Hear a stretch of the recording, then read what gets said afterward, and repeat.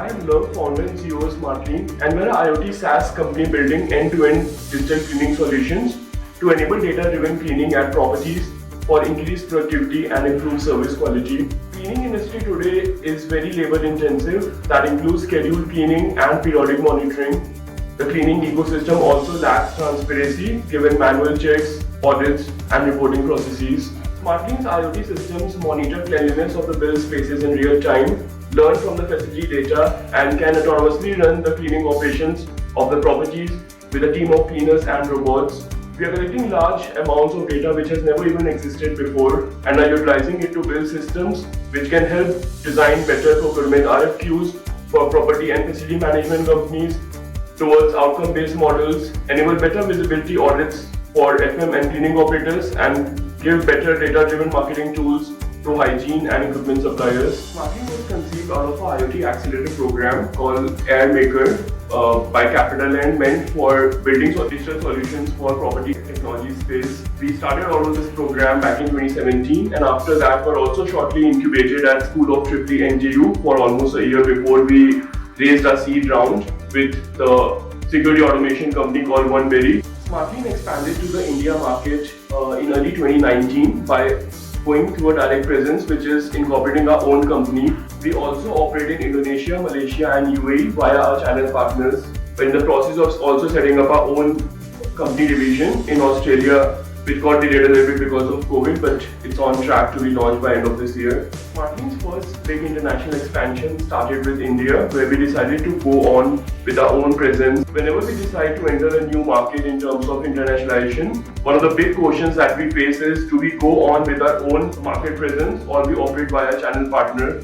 A lot of points actually go towards deciding the operating model or a business model we want to operate in that market. The reasons being that how are we going to operate in the local market if there are language problems, how do we understand the local geography and better understand the market to roll out a solution. Sometimes when we're rolling out in a new market, it also needs some fine-tuning of the solution to cater to that specific market.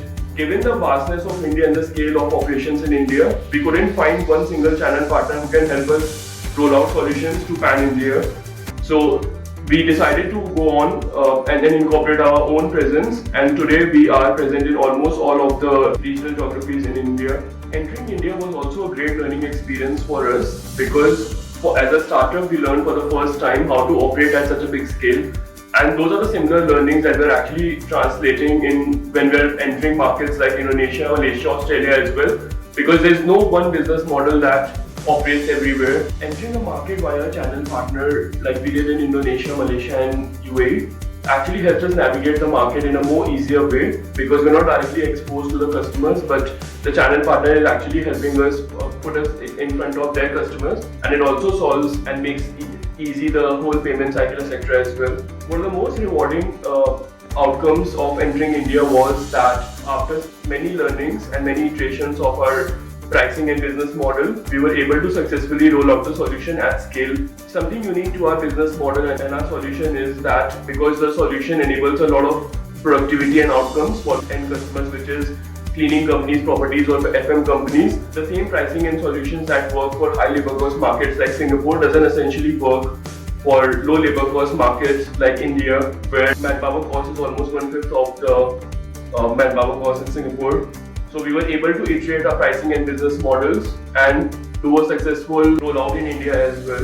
The solution SmartClean is building just doesn't solve industry problems, but is also solving a big public problem, especially in developing and emerging markets, to make better living spaces and cleaner living spaces. Being a member of Singapore Business Federation has enabled us to reach out to more partners through networking events and has also helped us internationalize through international business missions of SBF. We're in the process of utilizing the Enterprise Singapore Overseas Market Presence Grant to expand to UAE and the Australia market. The grant helps with not just marketing or the trial activities with possible channel partners, but also navigation, the new market that we are entering into.